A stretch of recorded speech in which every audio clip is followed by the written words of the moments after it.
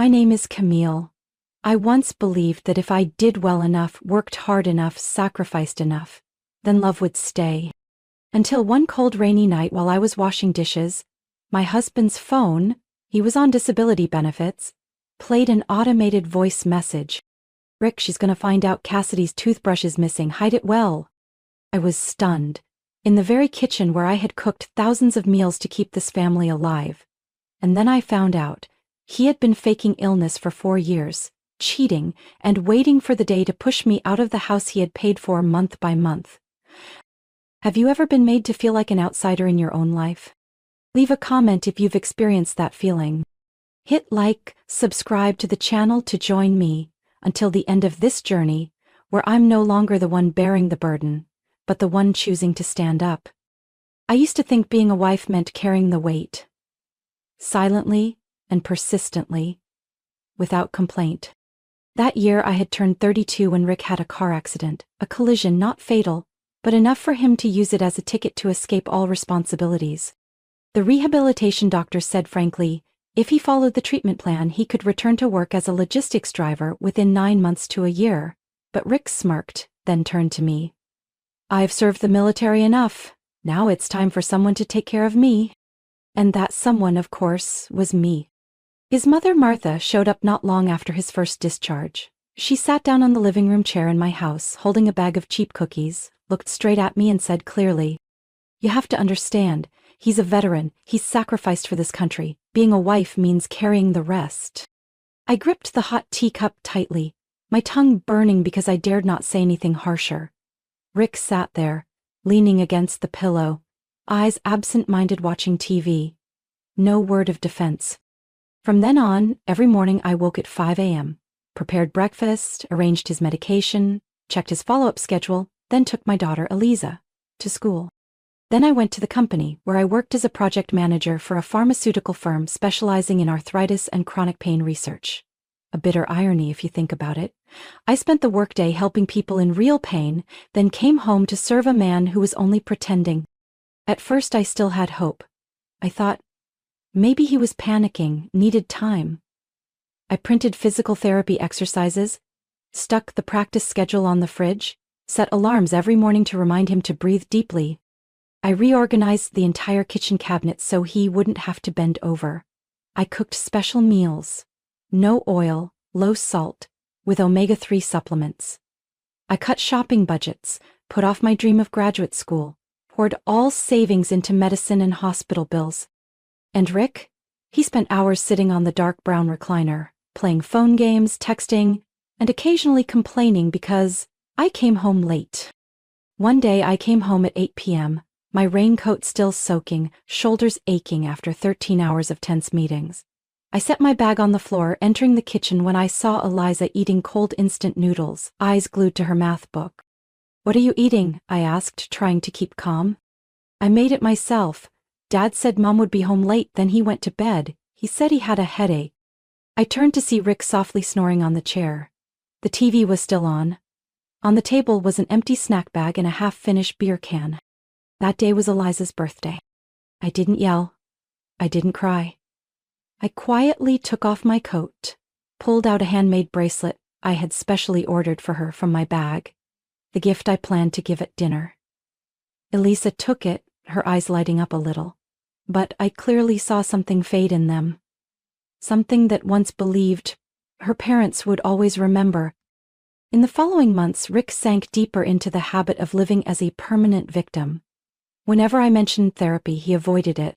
"I don't need a doctor. I need you to believe me." Whenever I showed signs of exhaustion, Martha called, her voice sharp over the phone. "How are you taking care of him that he's getting so thin? A man can't get better if he doesn't eat well." I swallowed the bitterness many times because I bit my tongue too hard. But day by day I saw more clearly. I wasn't living in a family, but in a play. And I was playing every role, the breadwinner, the caretaker, the apologizer, and the one keeping everything from falling apart. I spent nights at the kitchen table after the kids had gone to sleep, staring at piling bills, my hands trembling from hunger, yet still afraid to eat the leftover rice. I told myself, get through this winter, help Rick see the doctor again, stop Martha from interfering, but none of those things ever happened. The only thing that came was growing indifference, colder each day. Rick no longer asked how my day was. Didn't notice when I coughed for a whole week. Didn't react when I received the company's certificate of merit. When I announced I had led the R&D team to sign a 7-figure contract, he raised an eyebrow and said,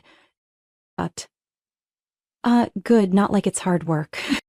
I looked at the man who once held my hand in church, who once said in sickness and in health, and wondered, when did he disappear? Or did I never really see him clearly? I began to understand, slowly, that what I was calling my husband was actually a burden legalized by a piece of paper. But I hadn't taken action, I hadn't left yet. Like many other women, I believed maybe I hadn't tried hard enough. I was wrong. But when I realized that, I started preparing. Quietly, bit by bit. And then one day he fell into the very trap he and his mother had set. It was November and the air in Cleveland was starting to chill. The maple tree outside my office window dropped large patches of leaves, bright red and thin as paper. I often stood silently watching it for a few minutes every morning before diving into another long day of emails, spreadsheets, and endless meetings. Brandon Holloway had been my new boss for nearly 3 months. He was different from previous supervisors, not showy, not cold, nor trying to assert power. He usually started meetings with, "Did you sleep well?" before moving on to business goals. I used to think it was a new kind of small talk, but then I realized he was genuinely listening to the answer. One Friday afternoon, I was reviewing the product testing schedule for the next quarter when Brandon walked over. He gently tapped on my desk, quietly, just enough to make me look up.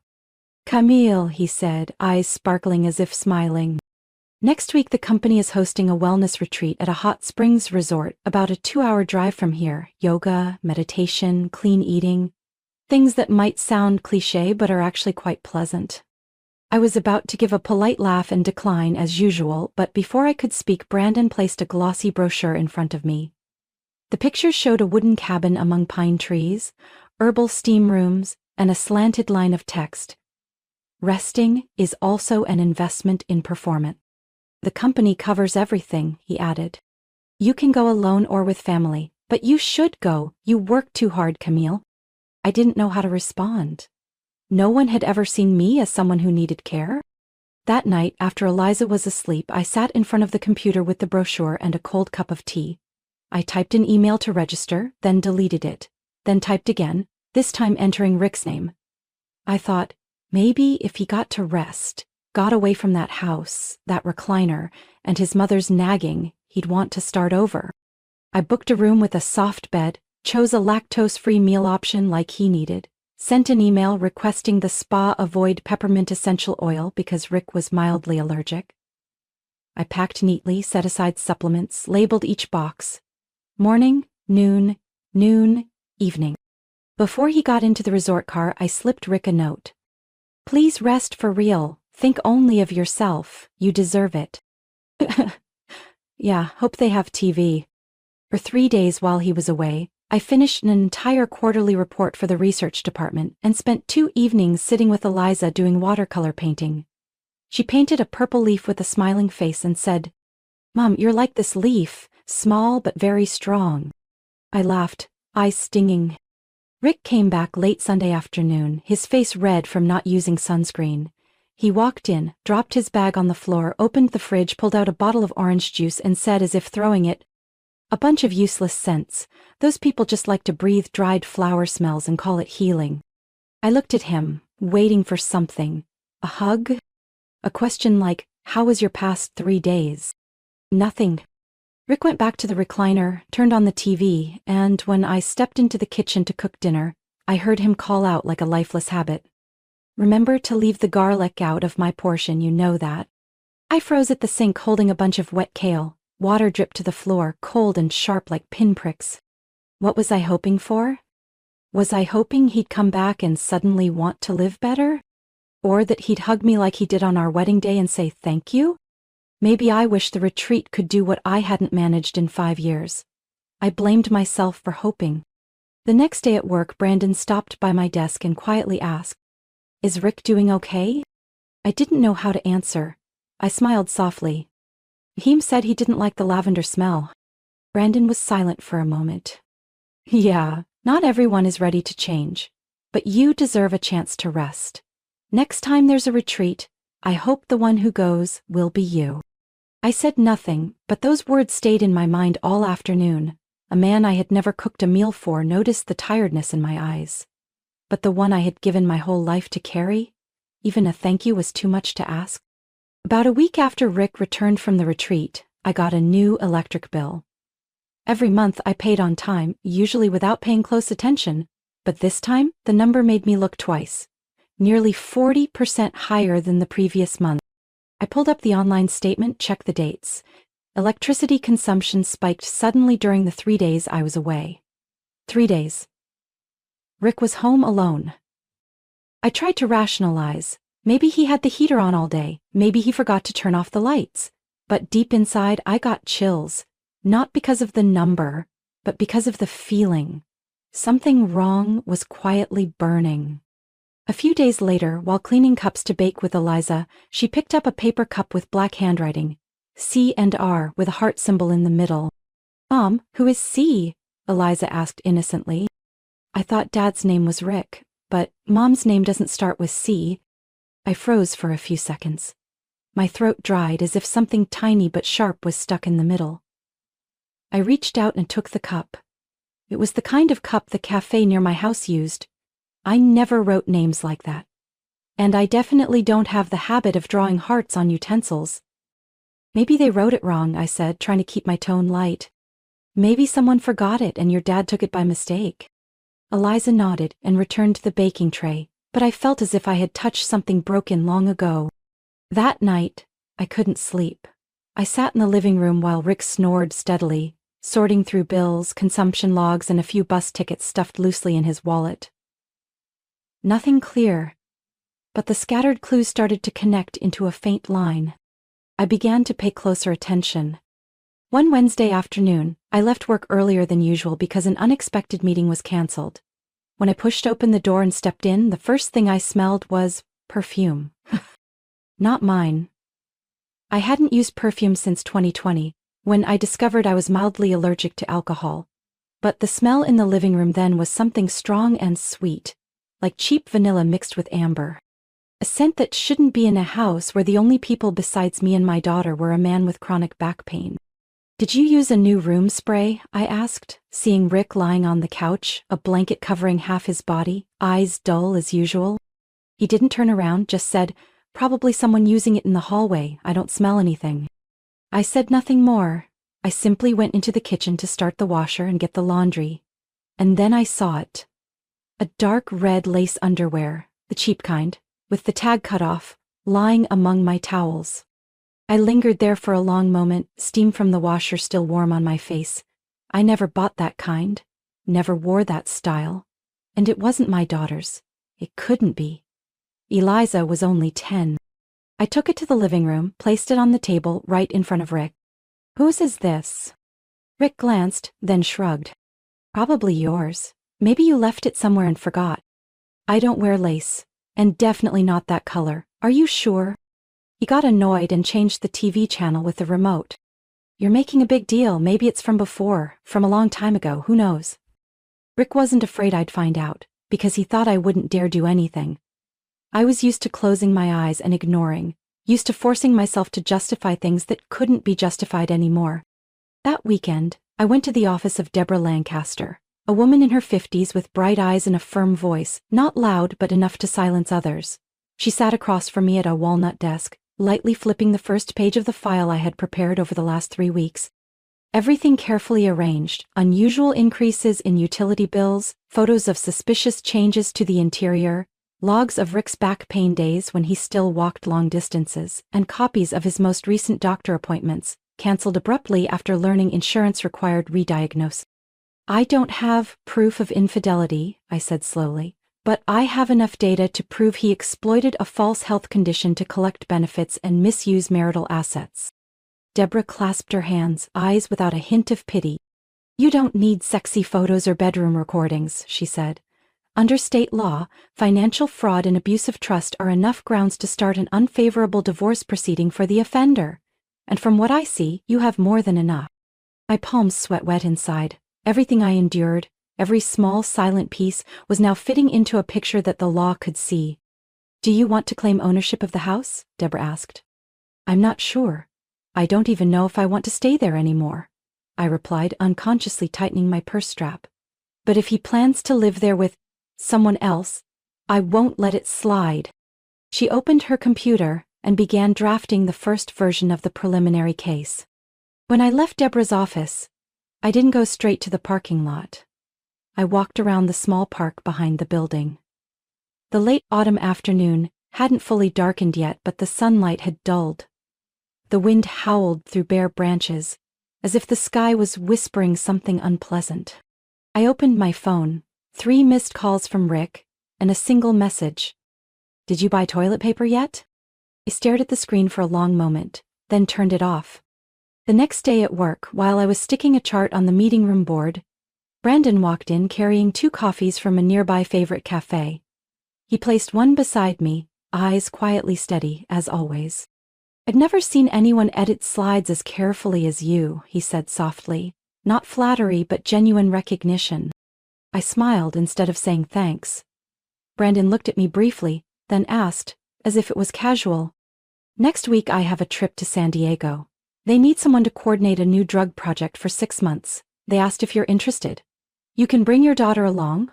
Accommodation, tuition, everything is covered." I hesitated slightly. I had heard about this project. Large budget, clear promotion opportunities, and most importantly, far away from here. "I can't yet," I said softly, like a confession. "If you change your mind, tell me any time. They haven't found a replacement yet."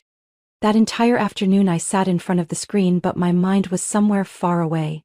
The image of the small house with Eliza coloring, the lonely meals, the strange perfume in the air, and then a schoolyard somewhere in San Diego, with my daughter laughing brighter, sleeping more peacefully, studying in a classroom without Rick or Grandma bothering her. I couldn't say yes yet, but I wrote the project's start date in my planner in very small ink. Bold strokes, and growing bolder each time I came home and noticed another crack in the shell called family. I still remember that afternoon very clearly. A gloomy Saturday, drizzling rain, and Rick grumbling as he stepped out of the house to buy some beer and snacks. He didn't like me going with him at times like that, giving excuses like back pain, too many people, cars full, all kinds of reasons. But this time, I didn't object. I waited exactly 12 minutes after the door closed, then headed toward the storage room at the end of the hall, where for 3 years Rick always kept it locked. The reasons changed, sometimes too messy, don't want you to see. Sometimes old tools with grease, it's dangerous. That day I'd brought a spare key I had secretly kept since he changed the lock. The key that should have been thrown away when I bought the new lock, but I'd quietly kept it. Call it a hunch. The lock clicked so softly it gave me chills. The small room, less than 100 square feet, but the smell inside immediately made me stop. Not a musty smell, but a sweet perfume mixed with cheap lotion scent, the one I had smelled the day before. I turned on the light. The pale yellow glow revealed things that shouldn't be there. An old pink rolling suitcase tucked in a corner, topped with a mint green women's hoodie. Next to it was a size 6 pair of sneakers, 2 sizes smaller than my feet. A hanger held several bodycon dresses like those for women in their 20s, backless, sequined. And a t-shirt with large letters printed, "Cassidy's Baby." I couldn't breathe for a few seconds. My hands trembled as I reached for a file stuffed in a nearby cardboard box. The first page was a photocopy of an emergency assistance application from the state government, Rick's name but with signs of income figures being altered. The second page was a diagnosis from a private doctor, with a smudged signature, sparse content. I had worked on projects related to healthcare benefits. I recognized immediately. This was a fake file. At the bottom of the box was a stack of photos. Photos of Rick and a young woman, light blonde hair, a flower tattoo on her wrist, hugging in my kitchen. Behind them was the refrigerator where I had posted pictures of Eliza. Another photo, both lounging on the recliner. The chair, Rick once said, I can't lie on because of back pain. She grinned widely, arm around his neck, while Rick's hand held the TV remote. Another photo, the two of them standing in my bedroom in front of the mirror, Rick wearing my shirt making a heart shape with his hands. I put down the photos, trying to steady my shaking hands as I took the last document. A proposed transaction, titled, Temporary Transfer of Ownership Camille Parish to Richard Parish. With a note, Camille agrees to sign a power of attorney for Richard to handle the house sale due to unstable mental health. The bottom right was Rick's signature. Below that, blank. For me. I collapsed onto the cold wooden floor. It felt like I was seeing exactly how I was being cut out of this life. By a plan. By a pen stroke. By a man who once swore he would never betray. I heard the front door open outside, Rick's footsteps dragging, the rustling of a plastic bag. I stood up slowly, put everything back in place, locked the storage room door and returned to the kitchen as if I had never left.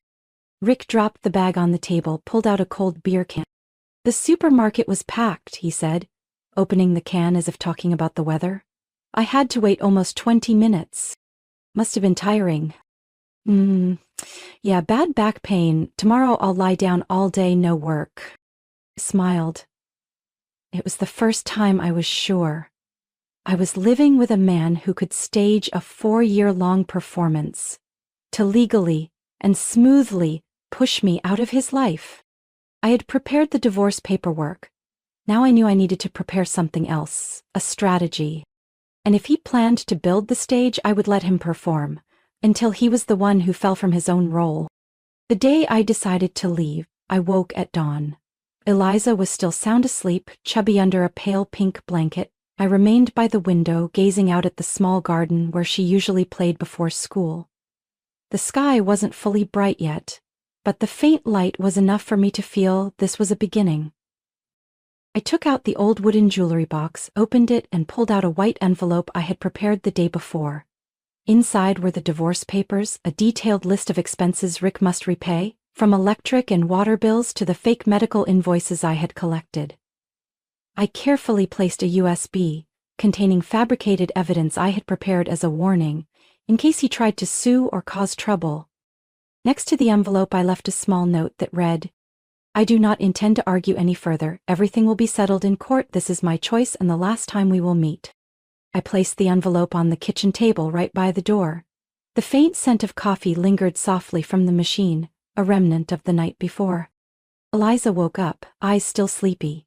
I bent down, hugged her, and whispered, Mommy is going to take you to a new place where I believe you will be happier.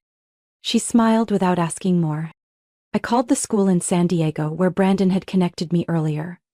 I enrolled Eliza, arranged all the necessary documents, from academic records to health papers. Next, I withdrew money from my personal account. This was savings from the years I worked extra hours, from refusing to shop for myself to save for my daughter. I booked plane tickets and reserved seats for the two of us. All unfolding quietly, like the decision I had made. Rick called a few times, but I didn't answer. I filtered his messages. I didn't want any conversation that might make me hesitate.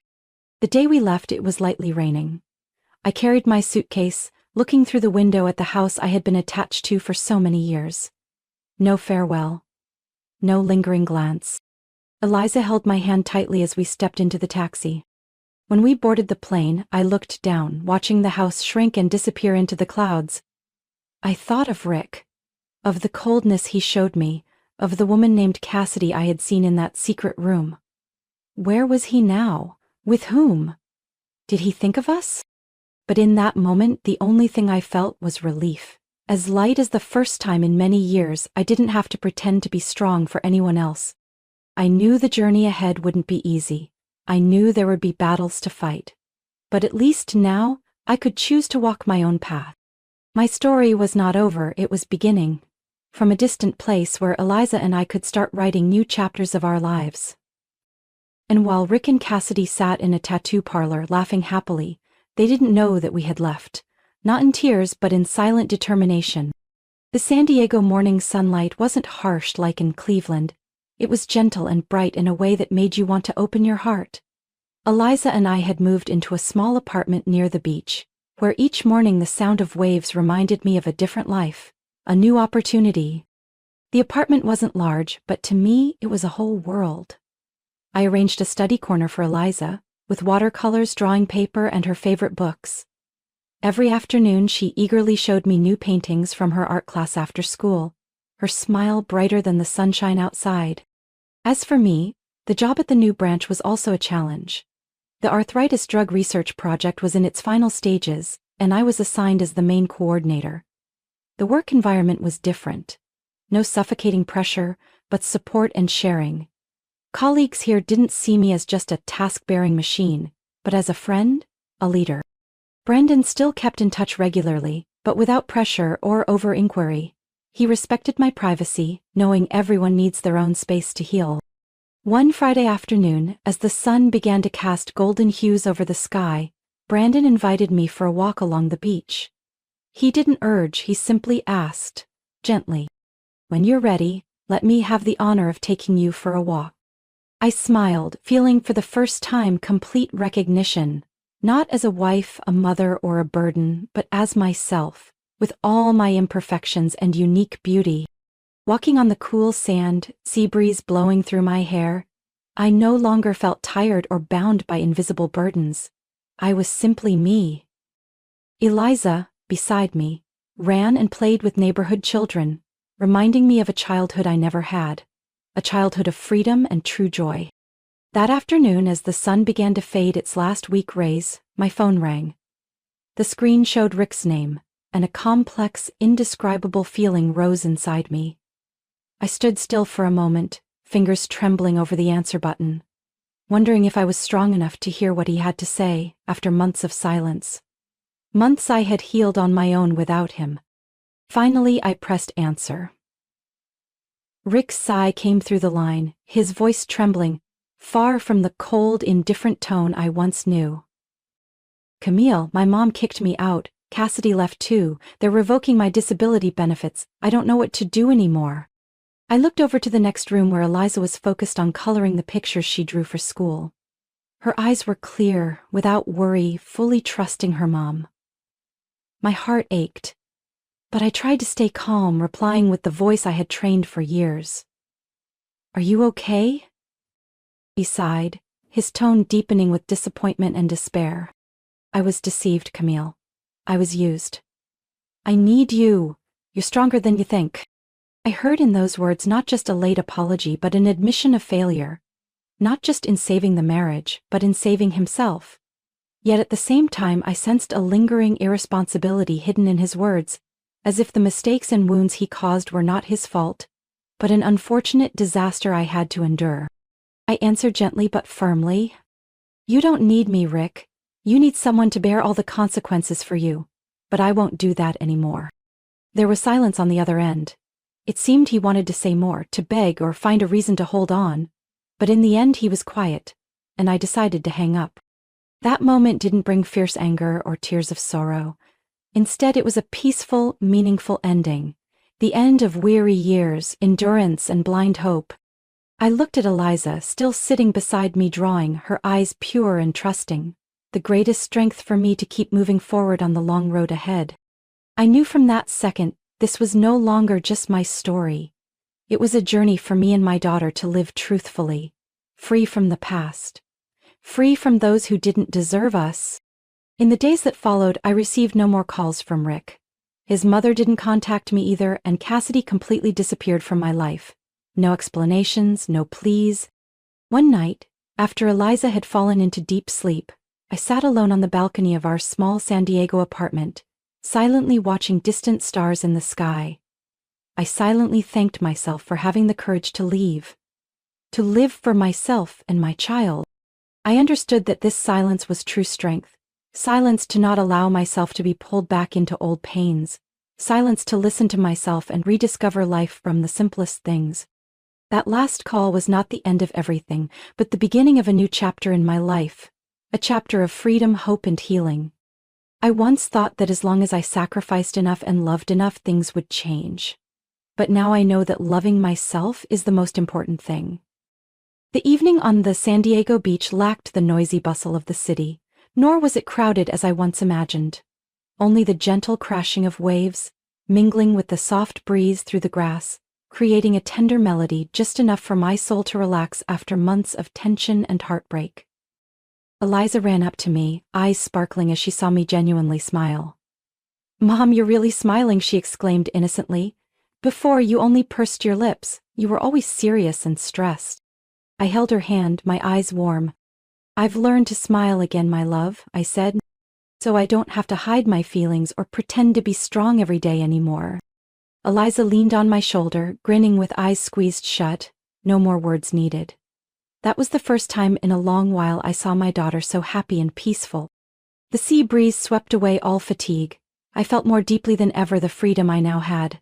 I didn't have to live in the shadows of a broken marriage anymore, nor carry the blame, betrayals, and indifference.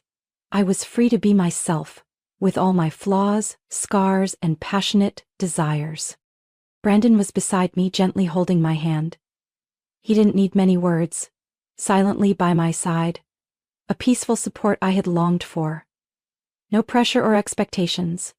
Only a quiet presence that reassured me I wasn't alone. I remembered the past days when I thought love meant endurance, sacrifice to exhaustion, accepting pain and loneliness. I thought leaving would be failure, weakness, unforgivable. But now looking back, I know I was wrong. Leaving is not failure, but survival. Loving yourself is the bravest step in life. I won't let anyone choose me as a scapegoat for blame, excuse, or corruption. I don't want my daughter to grow up believing love means suffering and sacrifice, without ever being reciprocated. I'm done fearing judgmental eyes and gossip from society or family, because I know my worth, the value of freedom and happiness. Together we walked along the shore, leaving footprints in the soft sand. Eliza ran and played like the innocent child I always wished for. Brandon gently placed his hand on my shoulder, and I felt his warmth, like a promise that I no longer had to be alone. I smiled, looking up at the starry sky. I don't know what the future holds, but I believe I have chosen the right path, the path I choose for myself and my daughter. I know I'm not perfect, but I am the most authentic and courageous version of myself. I will never let old pains drag me down, or let anyone destroy what I am building. And above all, I will be the mother my daughter deserves, a mother who teaches her to love herself, to stand up and to live truly. My story is not just mine. It is the voice of countless women who have suffered and sacrificed without being seen. I share this story not only to tell my journey, but also to send a message. Be brave enough to love yourself and believe happiness and freedom are everyone's right. What do you think about the choices I've made? Have you ever experienced or witnessed similar stories in life?